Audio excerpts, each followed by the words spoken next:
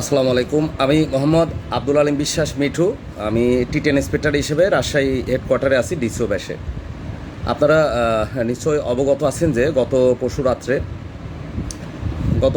পরশু রাত্রে আমাদের পদ্মা এক্সপ্রেস ট্রেনে একটি বিনা টিকিটের যাত্রীর সাথে আমার হেডকোয়ার্টারে আমার যে আন্ডারে যে কাজ করেন সুমন আলী টিটির একটি অনাকাঙ্ক্ষিত ঘটনা ঘটছে এবং এটা নিয়ে গতকালকে সারা বাংলাদেশে তোলপাড়ি ছিল। এবং দেখা যাচ্ছে যে আমাদের রাজশাহী ইউনিভার্সিটির যারা আছেন স্টুডেন্টরা তারা তার পার্শ্ববর্তী যে রেললাইন চলে গেছে, রেললাইনটা অবরোধ করে রাখছিলেন, যার দরুন আমাদের অনেকগুলা 7 থেকে 8টি আন্তনগর ট্রেন বিভিন্ন স্টেশনে সকাল থেকে আমরা ধরে নিতে পারি যে 5টা পর্যন্ত অবরুদ্ধ হয়েছিল বিভিন্ন জায়গায়।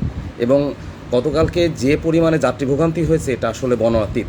হ্যাঁ, আমরা সবাই যারা ট্রেনে ছিলাম, যারা ট্রেন ভ্রমণ করছি, যারা ট্রেনে উঠি, তারা আমরা বিভিন্ন উদ্দেশ্যে নিয়ে বিভিন্ন জায়গায় যাই। কেউ বহির্বিশ্বে যায়, কেউ বাণিজ্যিক কাজে যায়, কেউ চাকরিগত ব্যক্তিগত চিকিৎসা বিভিন্ন কাজে আমরা ভ্রমণ করে থাকি।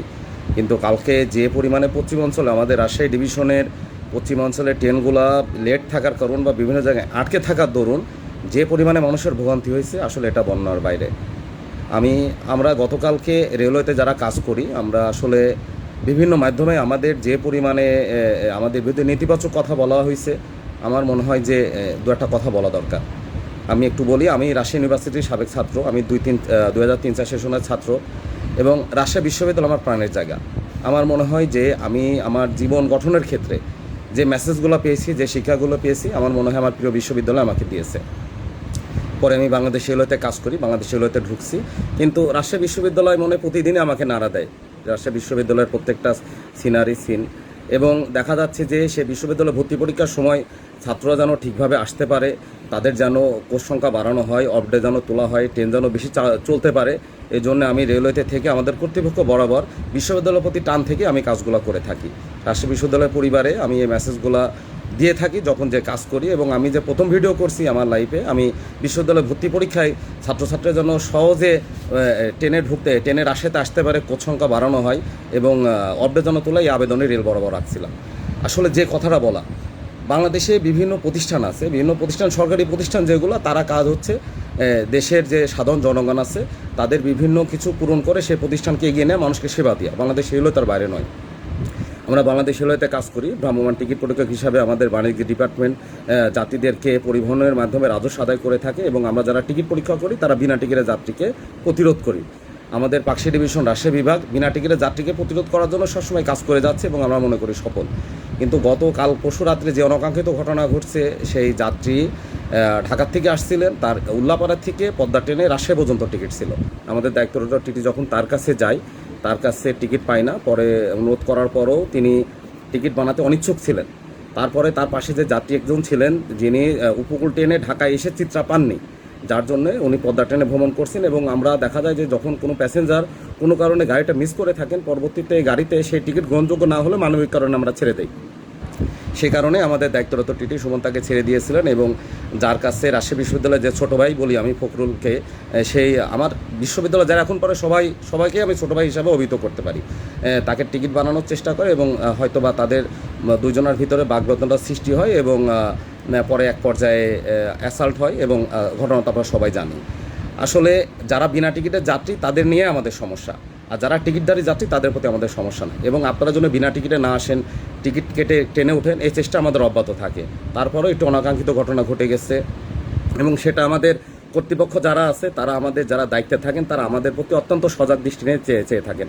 আমরা যারা ভালো কাজ করি আমাদের যেমন তারা ধন্যবাদ জ্ঞাপন করে থাকেন এবং যারা আমরা অনেক সময় করতে পারি না তাদেরকে সচেতন করে ভালো কাজ করার উদ্বুদ্ধ করে থাকেন।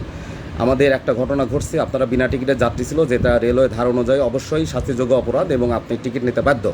এবং আপনাকে টিকিট বানানোর পর আপনি ওই চিত্রা ট্রেনে প্যাসেঞ্জারকে টিকিট কেন বানালো না, এনে বাকবেতনটা হয় এবং এক পর্যায়ে যে অবস্থা গেছে আমরা সবাই জানি।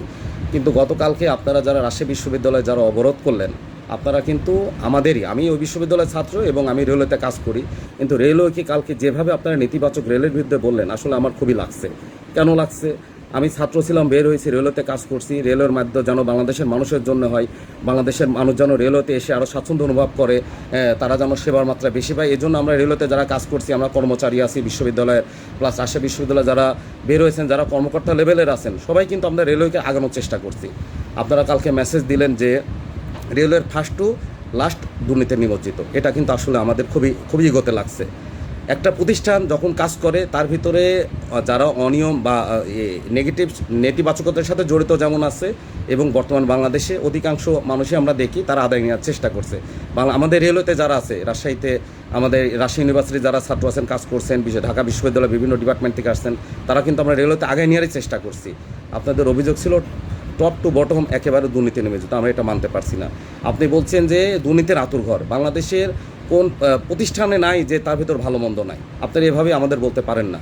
আপনার বিনা টিকিটে যাত্রী ছিল, তার সাথে হিসিং হয়েছে, আমার ডিপার্টমেন্ট আছে, শাস্তিমূলক ব্যবস্থা নিবে, তার যদি অপরাধ থাকে, না হলে যেটা ব্যবস্থা সেটা নেবে। কিন্তু একেবারে বললেন একটা ট্রেনে 1000-এর ভিতর 500 প্যাসেঞ্জার বিনা টিকিটে থাকে, এটা কিন্তু একটা মানে গায়ে পড়ে ঝগড়া করার মতো অবস্থা। আর সবাই অনিয়ম করে, কেউ ভালো কাজ করে না, এটা কিন্তু আপনি দায় নিয়ে বলতে পারেন না। আমি আপনাকে অনুরোধ করব, আপনি পড়াশোনা শেষ করে আমাদের রেলওয়েতে বাণিজ্যিক বিভাগে আসেন, আমি আপনার পিছে কাজ করব। আমরা ভালো কেউ কাজ করি কি না প্রতিষ্ঠানের জন্য, রেলের জন্য, আপনি অবশ্যই দেখবেন। কিন্তু এভাবে একটা কর্মকাণ্ডের জন্য আপনারা কালকে সারাদিন মানুষকে যে পরিমাণে ভোগান্তি ফেলালেন, এ দায়ভার কার? একটা যখন অসুস্থ মানুষ ঢাকায় যাচ্ছে বা কপোতাক্ষ ট্রেনের রাজশাহীতে আসার চেষ্টা করছে, ঈশ্বরদী স্টেশনে আটকায় আসছে, ধূমকেতু আব্দুলপুরে, ঢালাচর এক জায়গায়, কমিটার এক জায়গায়, টুঙ্গিপাড়া বরেন্দ্র এক জায়গায়, বনলতা এক জায়গায়, সিলসিটি আরেক জায়গায়, এভাবে বিভিন্ন ট্রেন যখন বিভিন্ন দিকে আটকে আছে, আমার মনে এটা অমানবিকতার একটা প্রকৃষ্ট উদাহরণ। আপনারা ইচ্ছা করলে, আমরা যে কেউ যদি অপরাধ করে থাকে তার সেটা সিস্টেম আছে অনুযায়ী, কিন্তু এটা একদম অমানবিক কাজ করছে। আর একেবারে ফার্স্ট টু লাস্ট রেলকে ধুয়ে দিয়েছেন, এটা আমরা কোনোভাবে মেনে নিতে পারছি না। দেখেন, আমরা যারা কাজ করি, আমাদের প্রত্যেকের উদ্দেশ্য হচ্ছে আমরা সে প্রতিষ্ঠান জন্য কাজ করে সে প্রতিষ্ঠানকে আগায় নিব, এবং যদি আমরা ভুল করে আমাদের ডিপার্টমেন্ট আমাদের শাস্তি দিবেন। কিন্তু একেবারে পুরো ডিপার্টমেন্টকে আপনারা মাটিতে নামাই দিয়ে প্লাস দুর্নীতিবাজ বলে বা মানহানি করে আপনি যে খুব বড় জায়গায় মানে চলে গেলেন, এটা কিন্তু তা নাই। আমি যদি অন্যকে সম্মান দেই, অন্যকে মর্যাদা দেই, আমার মনে হয় আমারও মর্যাদা আসতে পারে। তারপর আমি ধন্যবাদ দেই যে আমার বিশ্ববিদ্যালয়ের স্যার যারা ছিলেন, আমাদের প্রভিসি স্যার ছিলেন, প্রক্টর স্যার ছিলেন, ভিসি স্যার ছিলেন, তারা চেষ্টা করছেন, শেষ নাগাদ আমাদের ট্রেন চালু করা সম্ভব হয়েছে। এবং এটা যেটা যেটা তদন্ত কমিটির মাধ্যমে যেটা রেজাল্ট সেটা আসবে আশা করি।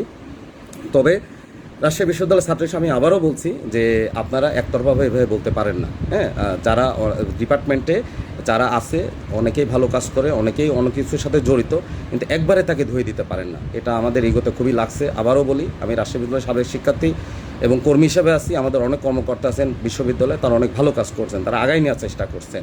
এবং গতকালকে এভাবে মানুষকে দুর্ভোগে ফেলে এভাবে আসলে স্টপেজের আবেদনটা আপনারা না করলেও পারতেন।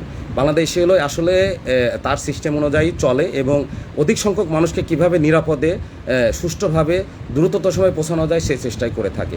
বাংলাদেশের রাষ্ট্রীয় প্রতিষ্ঠানে যা করা দরকার সেটাই করে থাকে। আমরা আশা করব আপনারা আমার কথায় মনে কিছু করবেন না। আমি বিশ্ববিদ্যালয়ের প্রাক্তন ছাত্র, এবং আমি আপনাদের শুভকামনা করি, কল্যাণ কামনা করি, আপনারাও ভালো থাকুন। এবং আমরাও যে মর্যাদা নিয়ে কাজ করি বা করছি, আমার মনে হয় এটুকু প্রাপ্য আমাদের দিবেন, একবারে আমাদের মাটিতে গুলে ফেলবেন না। আমি আপনাদের সবার নিকট থেকে আপনাদের ভালো মতামত, শুভকামনা প্রত্যাশা করছি, এবং কাউকে কষ্ট দেওয়ার জন্য আমার এটা না। আমাদের খুবই ইগোতে লাগছে, গতকালকে পুরা টিটি জাতকে আপনারা নেগেটিভিটির ভিতর ডুবাইতেছেন। আমাদের অনেক ভালো টিটি আছে যারা ম্যাক্সিমামই ভালো কাজ করার চেষ্টা করছে, রাজস্ব বাড়ানোর চেষ্টা করছে, যাত্রী সেবা বাড়ানোর চেষ্টা করছে, কিন্তু তার মাঝখানে দু একটা যে বিচ্যুতি ঘটে যায় না তা নয়। এটা দিয়ে পুরো রেল ডিপার্টমেন্টে গোলা দেওয়ার অধিকার আপনার বা আমাদের নাই। আমরা আপনাদের থেকে ইতিবাচক প্রত্যাশা করছি, এবং বাংলাদেশকে এগিয়ে নেওয়ার জন্য যেটা দরকার, রেলকে এগিয়ে নেওয়ার জন্য যেটা দরকার, আমরা কর্মচারী কর্মকর্তা সহ সবাই সে পথে আছি। আশা করি আপনারা আমাদের সহযোগিতা করবেন। রাজশাহী বিশ্ববিদ্যালয়ের প্রাক্তন শিক্ষিত হিসেবে আপনাদের থেকে বিদায় নিচ্ছি। সবাই ভালো থাকবেন। আসসালামু আলাইকুম।